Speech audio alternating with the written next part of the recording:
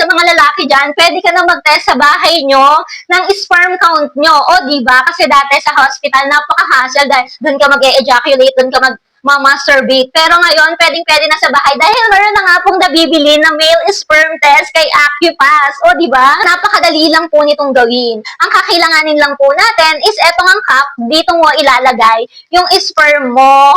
And etong syringe, syempre, eto yung gagamitin mo para makuha mo yung sperm mo na ilalagay mo nga dito sa solution na to at dito mo nga ilalagay ito. So, within 5 to 10 minutes lang, malalaman mo na nga yung result mo.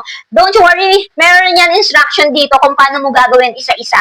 Ang healthy sperm count is dapat over 15 million. So, kapag less than 15 million is maliit talaga yung chance na makakabuo ka ng baby. Pero don't worry, meron naman mga booster na binibigay or food supplement na binibigay para tumaas yung count ng inyong mga sperm. O, di ba? So, kung nahihiya kang pumunta sa ospital para magpa-sperm count, ito nga kay Acupass, B. Pwedeng-pwede ka na mag-check out dyan para makapag-sperm test count ka na. Huy!